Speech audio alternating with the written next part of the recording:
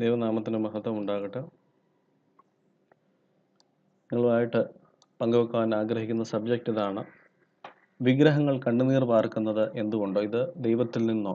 ഇതാണ് ചിന്തിക്കുവാൻ ആഗ്രഹിക്കുന്നത്. നമ്മളറിയാം, കഴിഞ്ഞ കുറേ കാലഘട്ടമായിട്ട് കേരളത്തിൽ തന്നെ അനേക സ്ഥലത്ത് വിഗ്രഹങ്ങളുടെ കണ്ണിൽ നിന്ന് കണ്ണുനീരോ അല്ലെങ്കിൽ ചോരയോ ഒഴുകുന്ന ഒരു അവസ്ഥ പലയിടത്തും ഇത് കണ്ടിട്ടുണ്ട്. അനേക സ്ഥലത്തുണ്ട്. ഇത് ലോകത്ത് എമ്പാടും അനേക സ്ഥലത്തുണ്ട്. കൊച്ചു കേരളത്തിൽ തന്നെ അനേക സ്ഥലത്ത് ഇത് സംഭവിച്ചിട്ടുണ്ട്. വ്യക്തിപരമായി ഞാനും എൻ്റെ ദേശത്ത് എരുമേലി എന്ന സ്ഥലത്ത് ഞാനിത് നേരിട്ട് കണ്ടിട്ടുള്ളതാണ്. ഒരു മാതാവിൻ്റെ വിഗ്രഹത്തിൽ നിന്ന്, എനിക്ക് എൻ്റെ ഓർമ്മ ശരിയാണെങ്കിൽ, കണ്ണുനീര് ദേഹം മുഴുവൻ വേർപ്പ് പോലെ അതൊരു ചെറിയ ബൗളിനകത്ത് ഇത് നിറഞ്ഞു വരുന്നതും, ആ വീട്ടിലെ ഒരു ഗൃഹനാഥ തലേ ദിവസം രാത്രി മാതാവ് അവരുടെ വീടിൻ്റെ പിറകിൽ ഒരു സ്ഥലത്ത് ഒരു കല്ലിൻ്റെ മേൽ പ്രത്യക്ഷപ്പെട്ടത് ഒക്കെ അവകാശപ്പെട്ടു. അപ്പം ഞാൻ ഇന്ന് എൻ്റെ ഒരു കൂട്ടുകാരൻ്റെ മകൻ്റെ മാമോദിസ കഴിഞ്ഞ് അപ്പോൾ അവിടെ ഒന്ന് കയറി, ഞങ്ങൾ അവിടെ നിന്ന് പിന്നെ ഒരു പിക്നിക്കിന് പോകാനുള്ളൊരു സാഹചര്യമായിരുന്നു. അപ്പോൾ അവിടെ മാമോദിസ ഉച്ചയ്ക്കായിരുന്നു. മാമോദിസ ഒക്കെ കഴിഞ്ഞേച്ച് ഈ ഭവനത്തിൽ ചെന്ന്, അപ്പോൾ അനേകർ അവിടെ ഉണ്ട്. ഇതെല്ലാം ഞങ്ങൾ കണ്ടു. അത് കഴിഞ്ഞ് ഈ വീടിൻ്റെ പിറകിൽ ഈ കല്ലിൽ മാതാവ് പ്രത്യക്ഷപ്പെട്ടു എന്ന് പറയുന്ന കല്ലിൽ ചെന്ന് അവിടെ ഒരു പ്രത്യേകതരം സൗരഭ്യമുണ്ടെന്ന് പറഞ്ഞു. അപ്പോൾ എൻ്റെ കൂട്ടുകാരനും അദ്ദേഹത്തിൻ്റെ വൈഫും കൈ ഇങ്ങനെ വെച്ച് മണപ്പിച്ചപ്പോൾ ഒരു പ്രത്യേക സൗരഭ്യം ഉണ്ടായിരുന്നു. പക്ഷേ എനിക്ക് ആ മണം എനിക്ക് ലഭിച്ചില്ല. ഞാൻ വീണ്ടും ഒന്നുകൂടെ കൈ വെച്ചു. എനിക്ക് ലഭിച്ചത്, ഞാൻ അന്ന് ഉച്ചയ്ക്ക് ചോറുണ്ടപ്പോൾ അന്ന് ചോറിൻ്റെ ആ ഒരു കയ്യിൽ ആ ചോറിൻ്റെ ഒരു ഗന്ധമായിരുന്നു സത്യത്തിൽ. രണ്ടാമത് ഞാൻ കൈ വെച്ചപ്പോൾ എനിക്ക് ഭയങ്കരമായിട്ട് അത്ഭുതം തോന്നി. ഇമ്മീഡിയറ്റ്ലി എനിക്ക് ഭയങ്കര ഒരു സൗരഭ്യം, അത് ഞാൻ ഇന്ന് വരെ ശ്രവിച്ചിട്ടില്ലാത്തൊരു രീതിയിലുള്ള ഒരു സൗരഭ്യം ഞാൻ അനുഭവിച്ചു എന്നുള്ളത് ഇതിന് വ്യക്തിപരമായിട്ട് ഞാൻ സാക്ഷിയാണ്. എനിക്ക് തോന്നിയത് ഒരു 9-10 വർഷം മുൻപിലത്തെ കാര്യമാണ്. അന്ന് ഞങ്ങൾ അന്ന് ഒരു പിക്നിക്ക് പോകുമായിരുന്നു. അപ്പോൾ ഈ പിക്നിക്കിന് അക്രോസ് ഞങ്ങൾ ഇതിനെപ്പറ്റി ഡിസ്കസ് ചെയ്യുകയൊക്കെ ചെയ്തു. പിന്നീട് ആ വിഷയം മറന്നുപോയി. ഞാൻ ആ അത്ഭുതം കണ്ടതുകൊണ്ട് എൻ്റെ ജീവിതത്തിൽ പ്രത്യേകിച്ചൊരു 5-6 അല്ലെങ്കിൽ 6-7 അത് മറക്കുന്നിടം വരെയുള്ളൊരു അനുഭവം മാത്രമാണ് അത്ഭുതം എനിക്ക് തന്നത്. ഇതെൻ്റെ വ്യക്തിപരമായ എക്സ്പീരിയൻസ് ആണിത്. വിഗ്രഹങ്ങൾ കണ്ണുനീര് ഒഴുക്കുന്നതിന് കാരണം അന്വേഷിക്കുന്നതിന് മുൻപ് ആദ്യം ആലോചിക്കേണ്ടത്, ക്രിസ്ത്യാനികൾക്ക് തങ്ങൾക്ക് വിഗ്രഹം നിർമ്മിക്കുന്നത് ബൈബിളിൽ പറഞ്ഞിരിക്കുന്നത് എന്താണെന്ന് നമ്മൾക്ക് പരിശോധിച്ച് നോക്കാം. നമ്മൾക്കറിയാം, 10 കൽപ്പന ദൈവം അതിൻ്റെ ഇമ്പോർട്ടൻസ് കൊണ്ടായിരിക്കും ബൈബിളിൽ ഏകദേശം 160-ൽ പരം 163 അങ്ങനെ കണ്ട് കൽപ്പനകൾ, അത് ഇസ്രായേലിനോട് ബന്ധപ്പെട്ടതും അല്ലാതെ എല്ലാവരും ബന്ധപ്പെട്ടതായ അനേക കൽപ്പനകളുണ്ട്. അതിൽ 10 കൽപ്പനകൾ എന്ന് പറയുന്നത് നമ്മൾ അത് വായിച്ചിട്ടുണ്ട്, ദൈവത്തിൻ്റെ വിരൽ കൊണ്ട് എഴുതിയ കൽപ്പനകളാണെന്നാണ് അത് പറയുന്നത്. അതിനെന്ന് ചോദിച്ചാൽ അതിൻ്റെ ഇമ്പോർട്ടൻസ് കൊണ്ടായിരിക്കും ഒരുപക്ഷെ ദൈവം തന്നെ നേരിട്ട് മോശയ്ക്ക് എഴുതി കൊടുത്ത ആ കൽപ്പനകൾ എന്ന് പറയുന്നത്. നമുക്ക് അതിൻ്റെ 2ാമത്തെ കൽപ്പന നമുക്ക് വായിച്ചു നോക്കാം. ഒരു വിഗ്രഹം ഉണ്ടാക്കരുത്. മീതെ സ്വർഗത്തിലെങ്കിലും താഴെ ഭൂമിയിലെങ്കിലും ഭൂമിക്ക് കീഴെ വെള്ളത്തിലെങ്കിലുമുള്ള യാതൊന്നിൻ്റെയും പ്രതിമയും അരുത്. അവയെ നമസ്കരിക്കുകയോ സേവിക്കുകയോ ചെയ്യരുത്. നിന്റെ ദൈവമായ യഹോവ ഞാൻ തീഷ്ണതയുള്ള ദൈവമാകുന്നു. ഇത് 2ാമത്തെ കൽപ്പനയാണിത്. എക്സോഡസ് 20 റെഫറൻസ് ഞാൻ എഴുതാൻ വിട്ടുപോയി. എക്സോഡസ് 20 ആണിത്. പുറപ്പാട് പുസ്തകം 20 10 കൽപ്പനയ്ക്കുടെ 2ാമത്തെ കൽപ്പനയാണ്.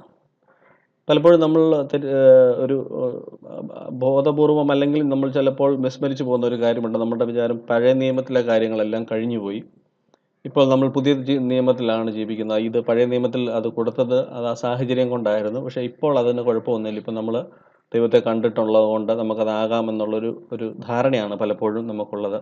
പക്ഷേ ക്രിസ്തുവിൻ്റെ വാക്കുകൾ നമ്മൾ പരിശോധിച്ച് കഴിഞ്ഞാൽ ക്രിസ്തു പറയുന്ന ഇപ്രകാരമാണ്: ഞാൻ ന്യായപ്രമാണത്തെയോ പ്രവാചകന്മാരെയോ നീക്കേണ്ടതിന് വന്നു എന്ന് നിരൂപിക്കരുത്. നീക്കുവാനല്ല, നിവർത്തിപ്പാനത്ര ഞാൻ വന്നത്. സത്യമായിട്ട് ഞാൻ നിങ്ങളോട് പറയുന്നു, ആകാശവും ഭൂമിയും ഒഴിഞ്ഞു പോകും വരെ സകലം നിവൃത്തിയാകുവോളം ന്യായപ്രമാണത്തിൽ നിന്ന് ഒരു പുള്ളിയെങ്കിലും ഒരു നാളും ഒഴിഞ്ഞു പോവുകയില്ല. ന്യായപ്രമാണം എന്ന് പറയുമ്പോൾ ക്രിസ്തുവിൻ്റെ കാലത്ത് നമ്മളിന്ന് കാണുന്ന പുതിയ നിയമമില്ല. ക്രിസ്തു പറയുന്നത് നമ്മുടെ പഴയ നിയമത്തിനകത്തെ ന്യായപ്രമാണത്തെക്കുറിച്ച് ആണ് പറയുന്നത്.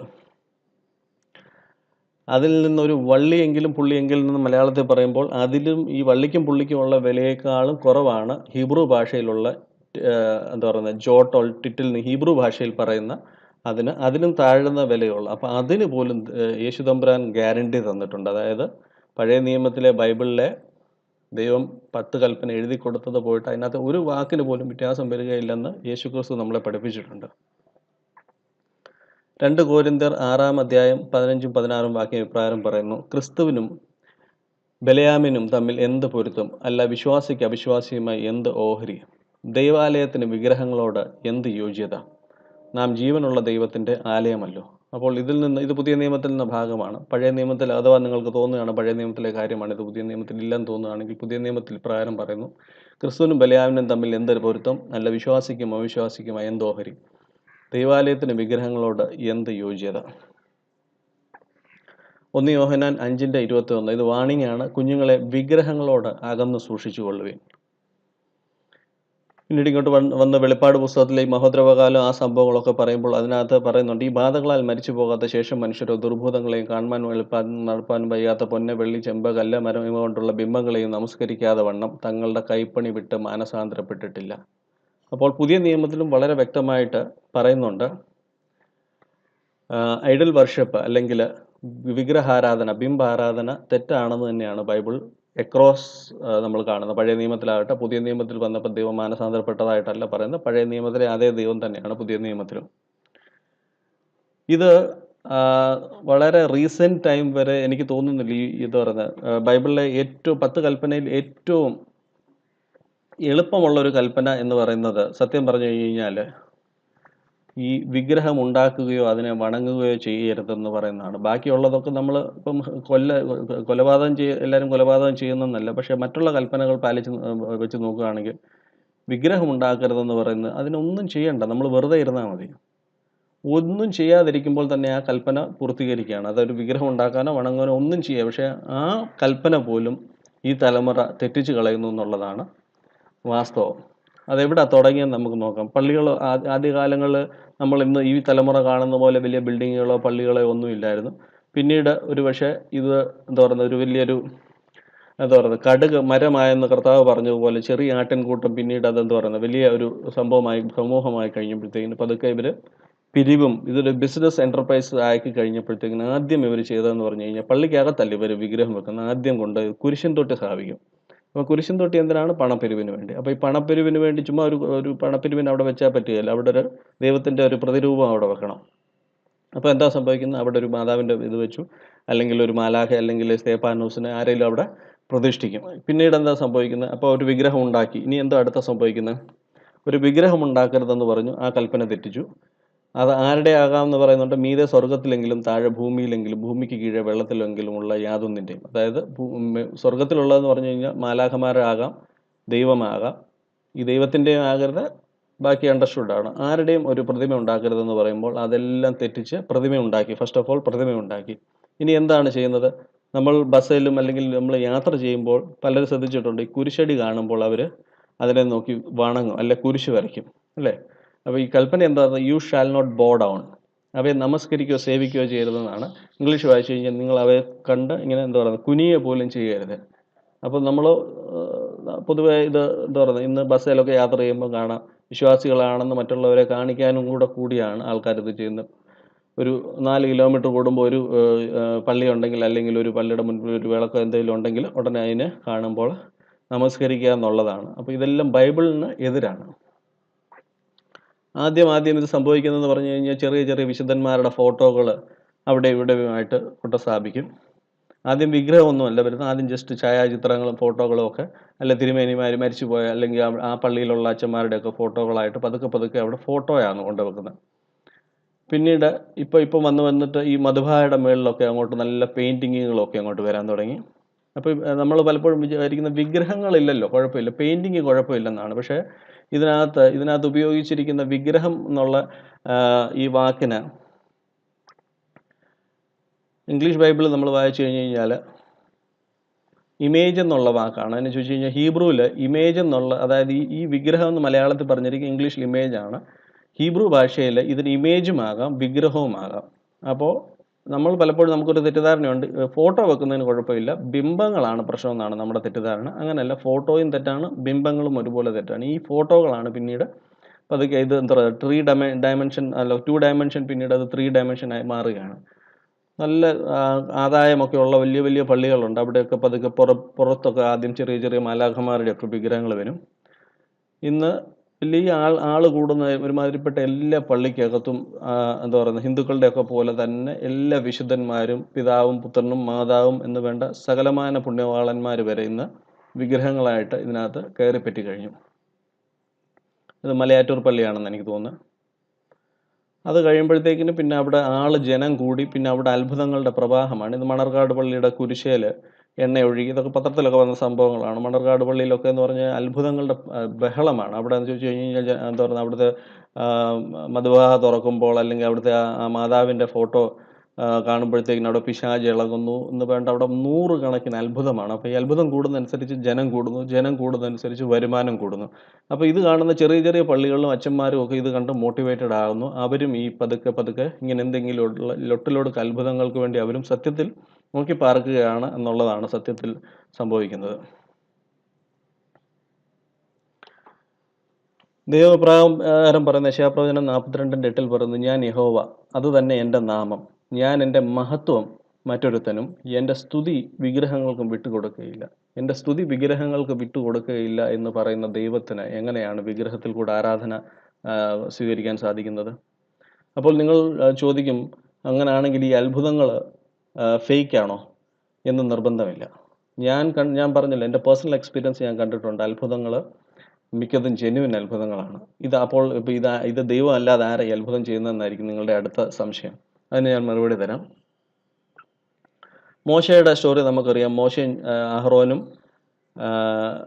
ഫറവോൻ്റെ മുൻപിൽ ചെല്ലുമ്പോൾ എന്താണ് സംഭവിക്കുന്നത്? മോശ അവിടെ ഫറവോൻ്റെ മുൻപിൽ വടിയിടും. അങ്ങനെ മോശയും അഹ്റോനും ഫറവോൻ്റെ അടുക്കൽ ചെന്നു, യഹോവ തങ്ങളോട് കൽപ്പിച്ചതുപോലെ ചെയ്തു. അഹ്റോൻ തൻ്റെ വടി ഫറവോൻ്റെ അവൻ്റെ ഭൃത്യന്മാരുടെ മുൻപാകെ നിലത്തിട്ടു. അത് സർപ്പമായി തീർന്നു. അപ്പോൾ ഫറവോൻ വിദ്വാൻമാരെയും ക്ഷുദ്രക്കാരെയും വിളിപ്പിച്ചു. മിസ്രൈമ്യ മന്ത്രവാദികളായ ഇവരും തങ്ങളെപ്പോലെ മന്ത്രവാദത്താൽ ഇതുപോലെ ചെയ്തു. അവർ ഓരോരുത്തൻ തൻ്റെ വടി നിലത്തിട്ടു, അവയും സർപ്പങ്ങളായി തീർന്നു. എന്നാൽ അഹ്റോൻ്റെ വടി അവരുടെ വടികളെ വിഴുങ്ങിക്കളഞ്ഞു. അപ്പോൾ ദൈവം കൊടുത്ത ആ അത്ഭുത സിദ്ധിക്ക് പകരം ഫറവോൻ്റെ ആൾക്കാർക്കും ഒരു ലിമിറ്റ് വരെ അത്ഭുതങ്ങൾ ചെയ്യാൻ സാധിച്ചു എന്നുള്ളതാണ് നമ്മളിവിടെ ബൈബിളിൽ കാണുന്നത്. ഇനിയും നോക്കാം. യഹോവ പിന്നെയും മോശയോട്, മിസ്രൈം ദേശത്ത് തവള കയറുവാൻ നദികളിന്മേലും പുഴകളിന്മേലും കുളങ്ങളിന്മേലും വടിയോടുകൂടെ കൈനീട്ടുക എന്ന് നീ അഹ്റോനോട് പറയണമെന്ന് കൽപ്പിച്ചു. അങ്ങനെ അഹ്റോൻ മിസ്രൈമിലെ വെള്ളങ്ങൾക്ക് മേൽ കൈനീട്ടി. തവള കയറി മിസ്രൈം ദേശത്തെ മൂടി. മന്ത്രവാദികളും തങ്ങളുടെ മന്ത്രവാദത്താൽ അതുപോലെ ചെയ്തു. മിസ്രൈം ദേശത്ത് തവള കയറുമാറാക്കി. അപ്പോൾ നമ്മൾ ആദ്യം കണ്ടു, മന്ത്രവാദത്താൽ അവർക്ക് പാമ്പിനെ സൃഷ്ടിക്കാൻ കഴിഞ്ഞു. രണ്ടാമത് കാണുന്ന മന്ത്രവാദത്താൽ തവളയെ സൃഷ്ടിക്കാൻ കഴിഞ്ഞു. ഇനി അടുത്ത നോക്കാം. മോശയും അഹ്റോനും യഹോവ കൽപ്പിച്ച പോലെ ചെയ്തു. അവർ ഫറവോൻ്റെ അവൻ്റെ ഭൃത്യന്മാരുടെ മുമ്പാകെ വടിയോങ്ങി നദിയിലെ വെള്ളത്തിൽ അടിച്ചു. നദിയിലെ വെള്ളമൊക്കെയും രക്തമായി തീർന്നു. നദിയിലെ മത്സ്യം ചാകുകയും നദി നാറുകയും ചെയ്തു. നദിയിലെ വെള്ളം കുടിപ്പാൻ മിസ്രൈമ്യർക്ക് കഴിഞ്ഞില്ല. മിസ്രൈം ദേശത്ത് എല്ലായിടവും രക്തമുണ്ടായിരുന്നു. മിസ്രൈം മന്ത്രവാദികളും തങ്ങളുടെ മന്ത്രവാദത്താൽ അതുപോലെ ചെയ്തു. എന്നാൽ യഹോവ അരുളി ചെയ്യുന്നതുപോലെ ഫറവോൻ്റെ ഹൃദയം കഠിനപ്പെട്ടു, അവൻ അവരെ ശ്രദ്ധിച്ചതുമില്ല. ഇത് വളരെ ഇമ്പോർട്ടൻ്റ് ആണ്. ദൈവത്തിൽ നിന്നല്ലാതെ തന്നെ മന്ത്രവാദത്താലും രക്തമൊക്കെ ഉണ്ടാകും. ഈ മന്ത്രവാദം എന്ന് പറയുന്നതൊന്നും ദൈവത്തിൽ നിന്നല്ല, ഇത് പൈശാചികമാണ്. അപ്പോൾ ഈ പൈശാചിന് രക്തം ഉണ്ടാക്കുക എന്ന് പറയുന്നത് വലിയ സംഭവമൊന്നുമല്ല. ഞാൻ എരുമേലിയിൽ കണ്ട സംഭവം ആണെന്ന് എൻ്റെ ഓർമ്മ. അല്ലെങ്കിൽ ഇവരിത് ബ്ലഡ് കൊണ്ട് ടെസ്റ്റ് ചെയ്യുമ്പോൾ അത് ജെനുവിൻ ആണ്, അതായത് ഒരു മനുഷ്യൻ്റെ രക്തം തന്നെയാണെന്നുള്ളതും ഒക്കെ. അപ്പോൾ ഒരു കാര്യം മനസ്സിലാക്കുക, ബിബ്ലിക്കലി ദൈവത്തിന് മാത്രമല്ല, സാത്താനും അല്ലെങ്കിൽ മന്ത്രവാദികൾക്കും ഒക്കെ ഇത് ചെയ്യാൻ സാധിക്കുന്ന അത്ഭുതങ്ങളാണിത്. ഇത് കാണുമ്പോൾ നമ്മൾ പലപ്പോഴും ഈ അത്ഭുതങ്ങളുടെ ഒതൻറ്റിസിറ്റി ആണ് എന്ന് തെറ്റിദ്ധരിച്ച് പലപ്പോഴും നമ്മൾ അതിൻ്റെ മുൻപിൽ വണങ്ങുകയും പൈസ ഇടുകയൊക്കെ നമ്മൾ പലപ്പോഴും ചെയ്യുകയാണ് ചെയ്യുന്നത്. ഇതെന്തുകൊണ്ടാണ് ദൈവം അനുവദിക്കുന്നതെന്ന് നമുക്ക് നോക്കാം. വളരെ വ്യക്തമായി ദൈവം തൻ്റെ വിരലുകളാൽ എഴുതി കൊടുത്ത 10 കൽപ്പന, അതിൽ തന്നെ 10 കൽപ്പനയിൽ ഏറ്റവും ഈസി ആയിട്ടുള്ള കൽപ്പന പോലും നമ്മൾ അനുസരിക്കാതിരിക്കുമ്പോൾ നമ്മൾ നാശത്തിലേക്കാണ് പോകുന്നത്. അപ്പോൾ ദൈവം ഇങ്ങനെയുള്ള ദൈവത്തിൻ്റെ കൽപ്പന അനുസരിക്കാത്തവർക്ക് ഒരു ഭോഷ്കിൻ്റെ ആത്മാവിനെ നൽകുമെന്നാണ് ബൈബിൾ പറയുന്നത്. അധർമ്മമൂർത്തിയുടെ പ്രത്യക്ഷത നശിച്ചു പോകുന്നവർക്ക് സാത്താൻ്റെ വ്യാപാര ശക്തിക്ക് ഒത്തവണ്ണം വ്യാജമായ സകല ശക്തികളോടും അടയാളങ്ങളോടും അത്ഭുതങ്ങളോടും കൂടെ അനീതിയുടെ സകല വഞ്ചനയോടും കൂടെ ആയിരിക്കും. അവർ രക്ഷിക്കപ്പെടുവാൻ തക്കവണ്ണം സത്യത്തെ സ്നേഹിച്ച് കൈക്കൊള്ളായകയാൽ തന്നെ അങ്ങനെ ഭവിക്കും. സത്യത്തെ വിശ്വസിക്കാതെ അനീതിയിൽ രസിക്കുന്ന ഏവർക്കും ന്യായവിധി വരേണ്ടതിന് ദൈവം അവർക്ക് ഭോഷ്ക് വിശ്വസിക്കുമാർ വ്യാജത്തിൻ്റെ വ്യാപാര ശക്തി അയക്കുന്നു. ദൈവം തന്നെ അവർ കൺമുൻപിൽ ഉള്ള വേദപുസ്തകത്തിൽ എഴുതിയിരിക്കുന്ന കാര്യം മനസ്സിലായിട്ടും മനസ്സിലാകാത്തതുപോലെ അവർ അവർ നശിച്ചു പോകാൻ അവർ തന്നെ താല്പര്യപ്പെടുകയാണ്. അപ്പോൾ എന്താ ദൈവം അത് വിശ്വസിക്കാൻ തക്കവണ്ണം ഒരു ഭോഷ്കിൻ്റെ ആത്മാവിനെ അയക്കുമെന്ന് ബൈബിളിൽ പറയുന്നു. വേറൊരു ഭാഗം നമുക്ക് വായിക്കാം. കർത്താവേ കർത്താവേ, നിന്റെ നാമത്തിൽ ഞങ്ങൾ പ്രവചിക്കുകയും നിന്റെ നാമത്തിൽ ഭൂതങ്ങളെ പുറത്താക്കുകയും നിന്റെ നാമത്തിൽ വീര്യപ്രവൃത്തികൾ പ്രവർത്തിക്കുകയും ചെയ്തില്ലയോ എന്ന് ആ നാളിൽ പലരും എന്നോട് പറയും. അത് കഴിഞ്ഞ് ക്രിസ്തു അവരോട് പറയുന്നത് എന്താണെന്ന് നമുക്കറിയാം. I never knew you. ഞാൻ നിങ്ങളെ ഒരു നാളും അറിഞ്ഞിട്ടില്ല. ഇവിടെ എന്തൊക്കെയാണ് ചെയ്യുന്നതെന്ന് നമ്മൾ നോക്കാം. പ്രവചിച്ചു, ഭൂതങ്ങളെ പുറത്താക്കി, വീര്യപ്രവർത്തികൾ ചെയ്തു. അപ്പോൾ ഈ വീര്യപ്രവർത്തികളും ഭൂതത്തെ പുറത്താക്കുകയും പ്രവചനവും ഒപ്പം ആരാ ചെയ്തത്? ക്രിസ്തു പറഞ്ഞത് ഞാൻ നിങ്ങളെ ഒരു നാളും അറിഞ്ഞിട്ടില്ല. And then I will declare to them I never knew you, depart from me you who practice lawlessness. അധർമ്മം പ്രവർത്തിക്കുന്നവരെ എന്നെ വിട്ടു പോകുമെന്ന് ക്രിസ്തു പറയുമെന്നാണ് ബൈബിൾ മലയാളത്തിൽ എഴുതിയിരിക്കുന്നത്. അപ്പം ഞാൻ ചോദിക്കട്ടെ, ഇതന്നേരം ആരാ ഇത് ചെയ്യുന്നത്? മുമ്പേ നമ്മൾ കണ്ട പോലെ മന്ത്രവാദത്താൽ രക്തമുണ്ടാക്കുവാൻ സാധിക്കുന്ന പോലെ പല അത്ഭുത പ്രവർത്തികളും ദൈവത്തിൽ നിന്നല്ല. നമ്മൾ പലപ്പോഴും നമ്മൾ തെറ്റിദ്ധരിച്ചിരിക്കുന്നത് സാത്താൻ ഒണീഡ ടി വിയുടെ ഒക്കെ പരസ്യത്തിനകത്ത് പണ്ട് വരുന്ന പോലെ കൊമ്പൊക്കെ വെച്ചാണ് സാത്താൻ വരുന്നതെന്നാണ് ബൈബിൾ. പക്ഷേ സാത്താൻ ഡിസീവ് ചെയ്യുന്നവനാണ്. അവൻ നമ്മൾ ആഗ്രഹിക്കുന്ന വേഷത്തിലല്ല, അവൻ പലപ്പോഴും വെളിച്ച ദൂതൻ്റെ വേഷം ധരിച്ചാണ് സാത്താൻ വരുന്നതെന്നാണ് ബൈബിൾ പറയുന്നത്. ഇനിയും നമുക്ക് അത്ഭുതങ്ങളും അടയാളങ്ങളും ദൈവത്തിൽ നിന്നല്ലാതെ സംഭവിക്കുമെന്നുള്ളതിന് വചനം തരാം.